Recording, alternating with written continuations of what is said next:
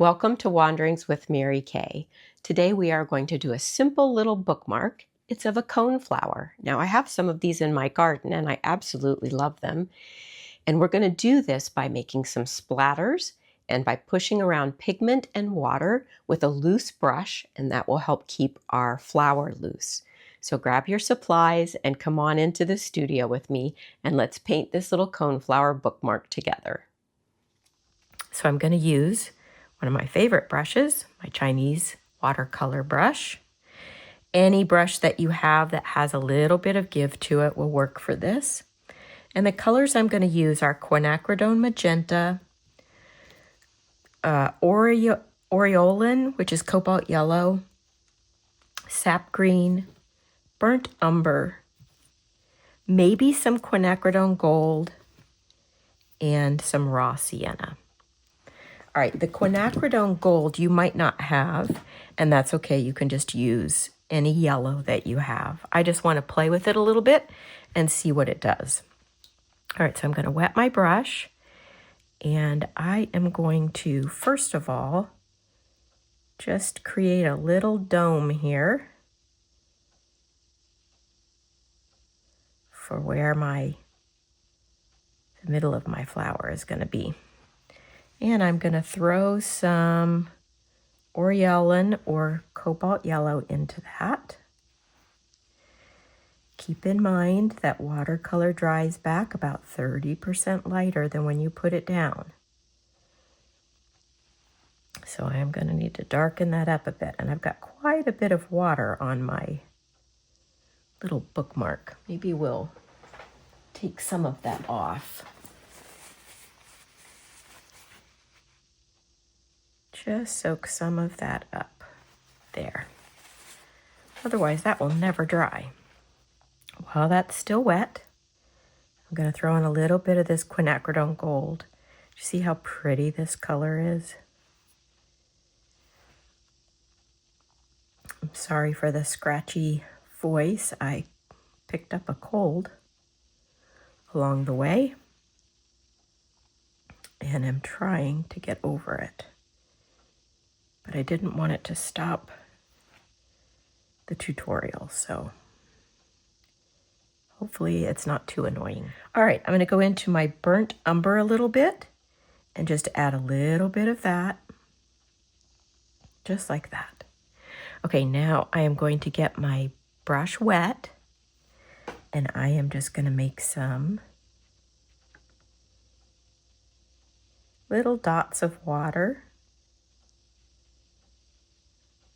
Now, you don't have to do it this way. It's just a fun way to keep it kind of loose. And it is so much easier to paint tight than loose. So anything that we can do to help us paint loosely, we're going to do. Now, the other thing that I'm going to do is I'm going to put some water on my brush, and then I'm going to just tap it just to get some more water drops on here, because I want my pigment to go outside of what would typically be my lines for my petals. All right, so I'm getting some quinacridone magenta, and you can use any red or pink or really any color that you want. And I'm dropping it into these just like this.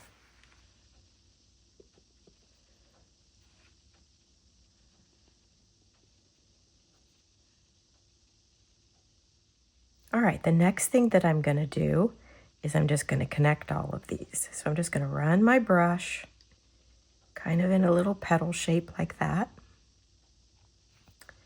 Just connecting all of these little water drops together. And you see how some of that yellow came into the petal? I like that. We're going to be adding more color to it. And the petal up here at the top is going to be shorter than the ones down here just because of perspective. All right, so I'm going back into my quinacridone magenta, and I'm just throwing in a little bit more color. Kind of tickling that out a little bit, filling that out. That one too. getting some more color into this flower. Already, it's just looking so pretty. Okay, while that's still wet, I'm going to drop in even deeper color. There we go. Bring this petal out a bit. And some of that can bleed up into it as well. All right, we need a little bit down in here. Okay, I like that. All right, now I'm going to get some of that quinacridone gold. My brush is pretty wet. I'm going to roll my brush around in it, and I am going to flick that onto my paper. Just some little splatters always help to keep things loose. There we go. Okay. And now we're going to go into our green. So sap green. And I'm going to add a little bit of my quinacridone magenta into that sap green. That was a little bit too much. There we go. It just knocks the brightness of the sap green down a bit. I'm going to tap off the tip of my brush on a paper towel. And here's the center of my flower. So my stem is going to come out here and here. And then I'll just bring it down like this and around like this.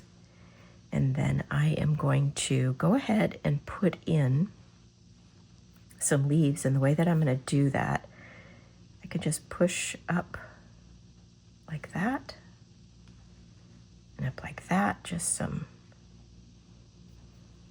random little leaves. And then I can get a little bit more green on my brush with some water and flick that in. And I can come in here and just move around some of the paint so that it is a little bit more loose. And you want it to look random, so it's always better if it does this when you splatter, but if it doesn't quite loosen things up, just go in with your brush and tickle the paint around to get rid of the hard lines and just move your paint around. There we go. All right, then I'm going to get a little bit more of this sap green and a little bit of this quinacridone magenta, tap off the end of my brush, maybe darken this up a little bit. Oh, that didn't darken. Too much water. All right, there and there. All right, let's try that. Tap off the end of your brush. There we go, that darkens it a bit. Just to add a little bit more color variation into that. Okay, I think that's really pretty, and I love the way the magenta is rolling up into there. I'm going to add a little bit more quinacridone gold into my flower, right up in here, maybe around in here a bit. And then I'm going to get the yellow again, the cobalt yellow, and just run it over there just to get a little deeper color. Okay, maybe a tiny bit of burnt umber. I don't want to overdo this because I don't want it to brown up my flower too much, but it does add a little bit of depth. There we go. Okay, and I think we're going to call that good. So I'm going to dry it, and then I'm going to show you what you can do with this bookmark so that you can waterproof it and use it. Okay, we got that all dried.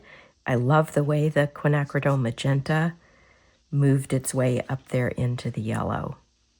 That's what I love about watercolor. All right, this is what we're going to do with it. Gamblin Cold Wax Medium. If you just take a microfiber cloth, get some of the wax on there, and then just start buffing it onto your painting. It will seal it. And that's all that you have to do. So I hope you enjoyed this tutorial of this sweet little coneflower with lots of splatters. Hopefully it helped you to loosen up a little bit. Come back and join me again soon for another Wanderings with Mary Kay, and blessings to you.